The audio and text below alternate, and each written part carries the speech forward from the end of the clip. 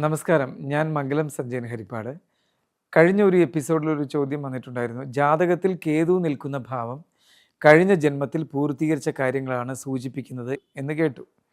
അപ്പോൾ രണ്ടാം ഭാവത്തിൽ കേതു നിൽക്കുമ്പോൾ പണം, വിദ്യാഭ്യാസം, സംസാരം, സ്വന്തമായി ഉണ്ടാക്കുന്ന കുടുംബം, ഇൻവെസ്റ്റ്മെൻറ്റ്സ് തുടങ്ങിയതിലേക്കൊന്നും കൂടുതൽ ശ്രമിക്കേണ്ട എന്നാണോ മനസ്സിലാക്കേണ്ടത്? അല്ല, അങ്ങനെയല്ല ചിന്തിക്കേണ്ടത്.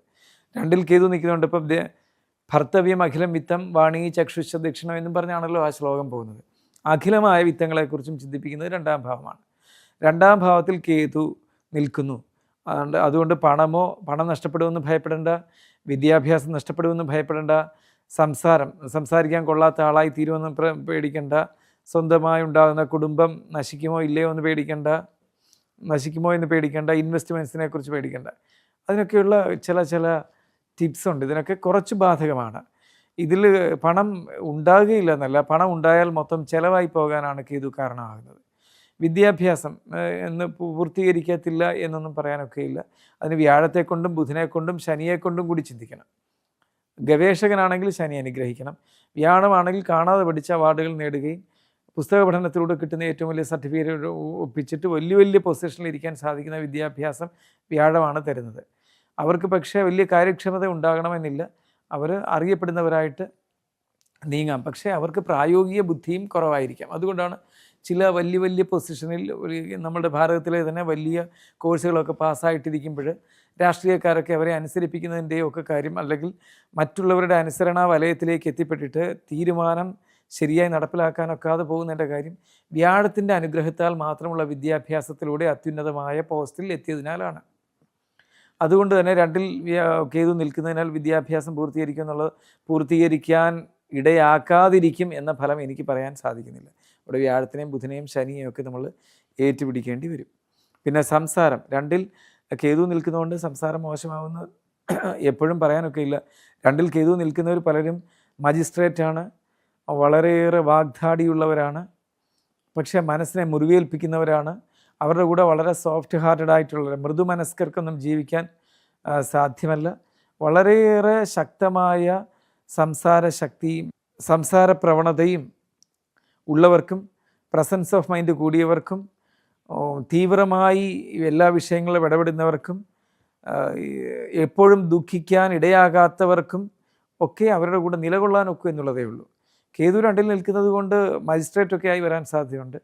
അതുപോലെ ഭരണാധികാരികൾ, രാജാക്കന്മാർ, അങ്ങനെയൊക്കെയുള്ള പലരുടെയും ഗ്രഹനില പണ്ട് കണ്ടിട്ടുണ്ട്. അവർക്ക് ശക്തമായി സംസാരിക്കാൻ കഴിയും. പിന്നെ ഇതിനകത്ത് വരുന്നൊരു കുഴപ്പം, അനുകൂലമല്ലാത്ത തീരുമാനവും എടുക്കാം. മറ്റുള്ളവരുടെ മനസ്സിന് ഒരു പരിഗണനയും കൊടുക്കാതിരിക്കാം എന്നൊരു ഉത്തരവും രണ്ടിലെ കേതു നൽകുന്നുണ്ട്. വാക്പാരുഷ്യം ഉണ്ടാകും. പിന്നെ സ്വന്തമായിട്ടുള്ള കുടുംബത്തെക്കുറിച്ചും അങ്ങനെ ചിന്തിക്കേണ്ടതില്ല. രണ്ടിൽ കേതു നിൽക്കുന്നതുകൊണ്ട് സ്വന്തമായി കുടുംബം ഉണ്ടാകും എന്ന് പറഞ്ഞാൽ അവർക്ക് അതിൻ്റെ അർത്ഥം ഏതെങ്കിലും ഒരിടത്തൊരു കംഫർട്ട് സോണിൽ സ്വസ്ഥമായി ഇരിക്കാനുള്ള യോഗമായിരിക്കില്ല.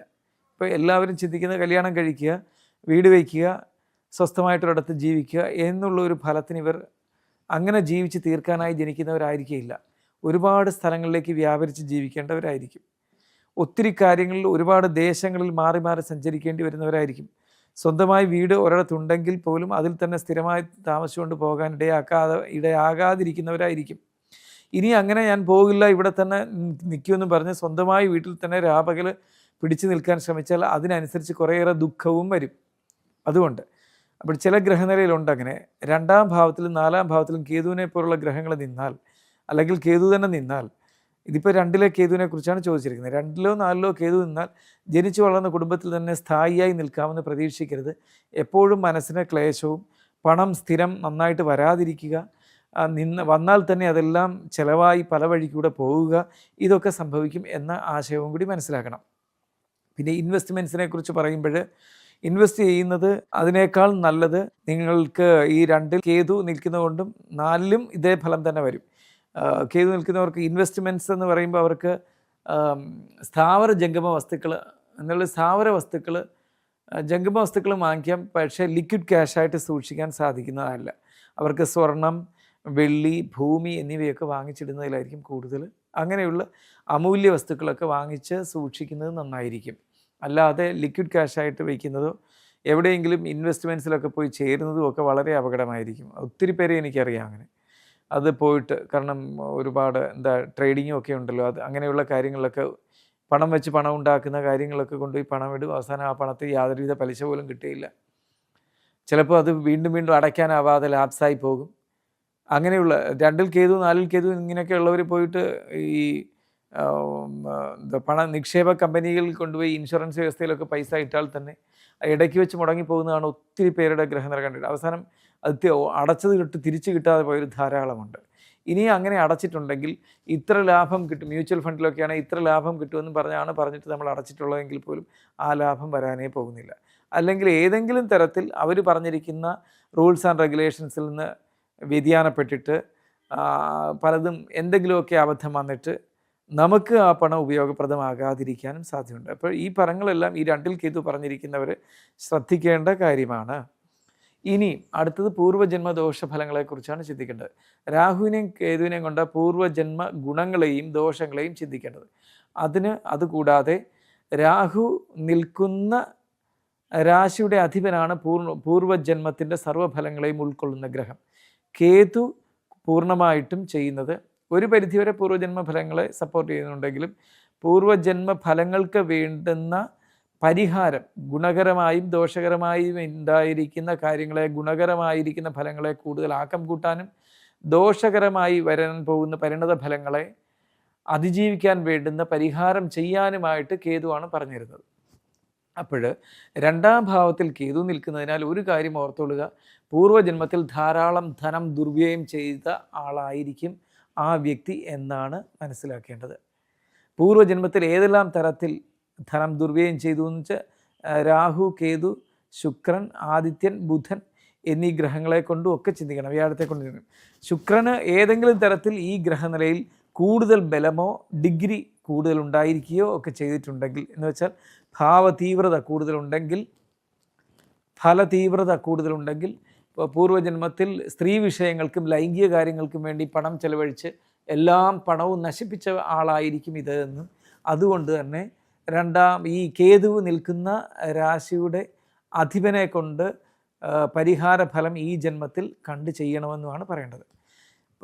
ഇനിയും പൂർവ്വജന്മഫലം പറയിക്കുന്ന കേതു നിൽക്കുന്ന രാശിയുടെ അധിപൻ ബുധനാണെങ്കിൽ അത്യധികം പഠിക്കുക, പഠനത്തിലേക്ക് മാത്രം ശ്രദ്ധിക്കുക, പഠിക്കാൻ വേണ്ടി സ്വത്തുക്കളും കൂടെ വിറ്റ് കാശുകൾ ചെലവഴിക്കുക, അനന്തമായി പുസ്തകങ്ങളൊക്കെ വാങ്ങിച്ചു വെച്ചിട്ട്, അല്ലെങ്കിൽ വാദ്യോപകരണങ്ങൾ, അതും പഠനമാണല്ലോ, അത്തരം വസ്തുക്കളൊക്കെ വാങ്ങിച്ചു വെച്ചിട്ട് ഇങ്ങനെ ചെയ്യുക.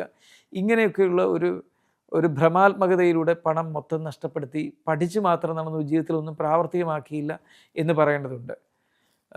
പണ്ടൊരു മഹാപണ്ഡിതനുണ്ടായിരുന്നു ജ്യോതിഷത്തിൽ തന്നെ. അദ്ദേഹത്തിൻ്റെ അടുക്കൽ പലരും ജ്യോതിഷത്തിൻ്റെ സംശയം ചോദിക്കാൻ പോയായിരുന്നു. അദ്ദേഹത്തിന് ഒരിക്കൽ പോലും സംശയം പറഞ്ഞു കൊടുക്കാനല്ലാതെ ജ്യോതിഷത്തിലൂടെ ജീവിക്കാൻ ഒത്തില്ല, അതൊരു വരുമാന മാർഗം ആക്കാനും കഴിഞ്ഞിരുന്നില്ല. അദ്ദേഹം കച്ചവടം കൊണ്ടിരിക്കുകയായിരുന്നു ചെയ്തത്. അങ്ങനെ വരാം. അതുപോലെ ഇനിയും അതെന്ന് വെച്ചാൽ ഇതുപോലുള്ള ദോഷഫലങ്ങളാണ്. 2-ാം ഭാവത്തിൽ കേതു നിൽക്കുന്നത് വ്യാഴക്ഷേത്രത്തിലാണെങ്കിൽ പണം ഏതെല്ലാം തരത്തിൽ സന്താനങ്ങളെ വളർത്തി നശിപ്പിച്ചു, പണമെല്ലാം നശിപ്പിച്ചു, സന്താനങ്ങൾക്ക് വേണ്ടുന്ന എല്ലാ ദുർവിഷയങ്ങൾക്കും പൈസ കൊടുത്ത് അതിനെ പ്രോത്സാഹിപ്പിച്ചു, അവരെ നിലയ്ക്ക് നിർത്തിയില്ല. അപ്പോൾ വ്യാഴത്തിനെ കൊണ്ട് ഏതെല്ലാം തരത്തിൽ എന്തെല്ലാം ചിന്തിക്കണോ അവിടെയെല്ലാം നമ്മൾ കേതുവിൻ്റെ ഫലം ചേർക്കപ്പെട്ട് മിശ്രണം ചെയ്ത് ചിന്തിക്കണം. അങ്ങനെ ആ 2-ാം ഭാവത്തിൽ വ്യാഴമാണ് നിൽക്കുന്നതെങ്കിൽ സന്താനങ്ങളുടെ എല്ലാ തോന്നിയവാസങ്ങൾക്കും കൂട്ടുനിന്ന് പണമെല്ലാം നശിപ്പിച്ചു, അല്ലെങ്കിൽ പൂർവ്വസ്വത്ത് വിറ്റ് തുലച്ചു. അന്ന് ജനിച്ചിരുന്ന കുടുംബത്തിൽ അവരുടെ മാതാപിതാക്കളോ അല്ലെങ്കിൽ പിതാമഹന്മാർ, പ്രപിതാമഹന്മാർ, ഇങ്ങനെ അങ്ങോട്ട് പോകുന്നവർ, മാതാമഹന്മാർ, ഇവരെല്ലാം സ്വരുക്കൂട്ടിയ സ്വത്തുക്കളെല്ലാം സ്വന്തം മക്കളുടെ അഭീഷ്ടത്തിന് വേണ്ടി നശിപ്പിച്ചു. അങ്ങനെ എല്ലാ നാശവും വരുത്തി വെച്ചിട്ട് ഈ ജന്മം എടുത്തിരിക്കുന്നതാണെന്ന് പറയേണ്ടി വരും. ഇനി 2-ൽ കേതു നിൽക്കുന്നത് വ്യാഴം, ശനി ക്ഷേത്രത്തിലാണെങ്കിൽ ആത്മീയ കാര്യങ്ങൾക്ക് വേണ്ടി പണം ചെലവഴിച്ച് ചിലരുണ്ടല്ലോ, ഇഷ്ടം പോലെ കാശ് മാതാപിതാക്കൾ ഉണ്ടാക്കിയിട്ടുണ്ട്. എനിക്കങ്ങനെ പലരെയും ഇപ്പോഴും അറിയാം. ഇവർ ഇന്ത്യ ഒട്ടുക്കുള്ള ദേവാലയങ്ങളിലെല്ലാം നിരന്തരം യാത്രയാണ്. എന്നിട്ട് ജീവിതത്തിൽ ഈ പണം സ്വരൂപിക്കുന്നതിൽ അർത്ഥമില്ല എന്നൊക്കെ പറയാം. കാരണം ജീവിക്കാൻ ധാരാളം ധനം ഇപ്പോഴുണ്ട്. അപ്പോൾ കയ്യിലെ ലിക്വിഡ് ക്യാഷ് തീർന്നു കഴിഞ്ഞാൽ ഉടനെ ഓരോ ഭാഗം വിറ്റ് കൂടെ എല്ലാ മാസവും കാശിക്ക് പോവുക, ശബരിമലയ്ക്ക് പോവുക, അങ്ങനെ എല്ലാ ഇന്ന ക്ഷേത്രമൊന്നുമില്ല, എല്ലാ മഹാക്ഷേത്രങ്ങളിലും പോവുക, ഉള്ള തീർത്ഥാടന കുളങ്ങളിലെല്ലാം, സ്നാനഘട്ടങ്ങളിലെല്ലാം പോയിട്ട് മുങ്ങിക്കുളിക്കുക, അവിടെ എന്ന് വേണ്ട ഇങ്ങനെ പൈസ ധർമ്മം പാലിക്കാതെ നശിപ്പിച്ചുകൊണ്ടിരിക്കുക. കുടുംബധർമ്മം, സൗഹൃദധർമ്മം, ഇങ്ങനെ പല ധർമ്മങ്ങളുണ്ട്. ഈ മാതാപിതാക്കൾക്ക് മാതൃധർമ്മം, പുത്രധർമ്മം, പിതൃധർമ്മം, സഹോദരധർമ്മം, സൗഹൃദധർമ്മം, സാമൂഹ്യധർമ്മം ഇതൊന്നും നിർവഹിക്കാതെ ആത്മീയ കാര്യങ്ങൾക്ക് വേണ്ടി പണമെല്ലാം നശിപ്പിച്ചുകൊണ്ട് നടന്ന ആളാണെന്ന് പറയണം. പിന്നെ ഈ കേതു 2ാം ഭാവത്തിൽ ശനിക്ഷേത്രത്തിൽ നിന്നാൽ ഇങ്ങനെ പറയണം. എന്നാൽ ഇവിടെ രാഹുവിൻ്റെയോ കേതുവിൻ്റെ സാമീപ്യം ഉണ്ടെങ്കിൽ ലഹരി വസ്തുക്കൾക്ക് വേണ്ടി ധനം ചെലവഴിച്ച് മദ്യപിച്ച് മൊത്തം നശിപ്പിച്ചവനാണ് പൂർവ്വജന്മത്തിലെന്നും പറയേണ്ടി വരും. അത് മയക്കുമരുന്നാണെന്നോ അല്ലെങ്കിൽ കഞ്ചാവ് പോലുള്ളതായിരുന്നോ അല്ലെങ്കിൽ ഈ ദ്രാവകാവസ്ഥയിലുള്ള മദ്യം പോലുള്ള കാര്യങ്ങളാണോ ഉപയോഗിച്ചിരുന്നത്? മദ്യം തന്നെ പല ഇനമുണ്ട്. അങ്ങനെയൊക്കെയാണോ മദ്യച്ച ആധുനിക മദ്യം എന്നുള്ളതിനേക്കാൾ ഉപരി പലതരത്തിൽ നമ്മൾക്ക് ലഹരിയിലൂടെ ചെയ്യുന്ന പുരാതന കാലത്ത്, ഇപ്പം ജീവിച്ചിരിക്കുന്നതെല്ലാം പൂർവ്വജന്മ പുരാതനമായിരിക്കുമല്ലോ, അങ്ങനെയുള്ള പല കാര്യങ്ങളുണ്ട്. അതിലൂടെയൊക്കെ ആയിരിക്കാം ചെലവഴിച്ചത് എന്നൊക്കെ പറയേണ്ടി വരും. അപ്പോഴവിടെ ലഹരി കേതുവിൻ്റെ സാമീപ്യമാണെങ്കിൽ മയക്കുമരുന്നും, രാഹുവിൻ്റെ സാമീപ്യമാണ് അവിടെ ഈ 2ൽ കേതു നിൽക്കുന്നത്. ശനിയോടൊപ്പം രാഹുവോ ശനിയോടൊപ്പം കേതുവോ ഉണ്ടെങ്കിൽ അങ്ങനെ പൂർവ്വജന്മത്തിൽ ശനിയോടൊപ്പം കേതുവാണ് 2ാം ഭാവത്തിൽ നിൽക്കുന്നതെങ്കിൽ പൂർവ്വജന്മത്തിൽ മയക്കുമരുന്ന്, കഞ്ചാവ് പോലുള്ളതൊക്കെ വലിച്ചു നടന്നതാണെന്ന് പറയേണ്ടി വരും. അത് ചൊവ്വയുടെ സ്വക്ഷേത്രത്തിലാണെങ്കിൽ വല്ല ഇപ്പോഴത്തെ കാണുന്ന നാഗസന്യാസിയോ അഘോരി സന്യാസിയോ അങ്ങനെയൊക്കെയുള്ള എന്തെങ്കിലുമൊക്കെ ആയിരിക്കും. അങ്ങനെയുള്ള സാധാരണയിൽ കവിഞ്ഞ് പ്രാകൃതമെന്ന് മറ്റുള്ളവർക്ക് തോന്നിപ്പിക്കുന്നതാകുന്ന ലഹരി വിഷയങ്ങളിൽ ഇത്തരം പുകവലിയിലുമൊക്കെ ധൂമപാനമൊക്കെ ചെയ്ത് നടന്നിരുന്നവരാണെന്നൊക്കെയുള്ള ഉത്തരത്തിലേക്കാണ് പോകുന്നത്. വളരെ രസകരമായ വശങ്ങളാണ് ചോദിച്ചതിൻ്റെ ഇതൊക്കെ. അപ്പോൾ കേതു നിൽക്കുന്നതിനെ കൊണ്ട് ഇങ്ങനെയൊക്കെയാണ് നമ്മൾ ചിന്തിക്കേണ്ടത്. വളരെ വലിയ രസകരമായൊരു വിഷയമാണ് ചോദിച്ചത്. അതുകൊണ്ട് തന്നെ നിങ്ങൾക്ക് 2ാം ഭാവത്തിൽ നിൽക്കുന്നത് കേതു നിൽക്കുന്ന ഏത് ഗ്രഹത്തിൻ്റെ രാശിയിലാണോ ആ ഗ്രഹത്തിന് വേണ്ടുന്ന പരിഹാരം ചെയ്ത് ഈ ദോഷത്തെ സമ്പൂർണ്ണമായി മാറ്റാം. എന്ന് മാത്രമല്ല, ആ ഗ്രഹത്തിൻ്റെ പ്രധാനപ്പെട്ട ക്ഷേത്രം കുംഭകോണത്ത് കാണുമെന്നല്ല, കുംഭകോണത്തുണ്ട്.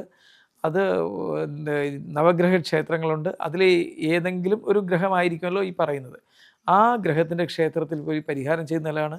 ഭൂമധ്യരേഖയ്ക്ക് സമീപം 9 ഗ്രഹങ്ങളുടെയും രശ്മികൾ കൂടുതൽ കൃത്യമായി പതിയുന്ന ദേശത്ത് ഋഷികൾ അമ്പലം സൃഷ്ടിച്ചിരിക്കുകയാണ്. അവിടെ ചെന്നാൽ പരിഹാരം ചെയ്യാനൊക്കെ. പിന്നെ ആ കേതു നിൽക്കുന്ന അധിപൻ, രാശ്യാധിപന് പറഞ്ഞിരിക്കുന്ന രത്നം രത്നം അണിയുക, മോതിരമായിട്ടോ കഴുത്തിൽ മാലയായിട്ടോ ഒക്കെ ധരിക്കുക. അതിന് പറയുന്ന നിറത്തിലുള്ള വസ്ത്രങ്ങൾ ധരിക്കുന്നത് നന്നായിരിക്കും. ഇതൊക്കെ ഒത്തിരി ഗുണം ചെയ്യും. നിറത്തിലുള്ള കാര്യം, വസ്ത്രത്തിനെക്കുറിച്ച് വേറെ പലതും ചിന്തിക്കേണ്ടി വരും. ഒരു പരിധിവരെ വസ്ത്രത്തിനും അവിടെ പ്രാധാന്യമുണ്ട് എന്നും കൂടി ഓർക്കുക. പിന്നെ ആ ഗ്രഹത്തിൻ്റെ മന്ത്രം ജപിക്കുക, ആ ഗ്രഹത്തിനെ പ്രതിനിധാനം ചെയ്യുന്ന ഗ്രഹങ്ങളുടെ മന്ത്രം ജപിക്കുക, ആ ഗ്രഹത്തിനെ പ്രതിനിധാനം ചെയ്യുന്ന ആ ഗ്രഹത്തെ കേതു നിൽക്കുന്ന രാശിയുടെ അധിപനാകുന്ന ഗ്രഹത്തെ പ്രതിനിധാനം ചെയ്യുന്ന മന്ത്രങ്ങൾ ജപിക്കുമ്പോൾ അതിൻ്റെ ബീജാക്ഷരീ മന്ത്രങ്ങൾ തന്നെ ജപിക്കുന്നത് നല്ലതാണ്. അത് ആചാര്യന്മാരുടെ അഭിപ്രായത്തോടു കൂടി അത് എത്ര മടങ്ങ് ജപിക്കണമെന്നും കൂടി ചിന്തിക്കേണ്ടതുണ്ട്.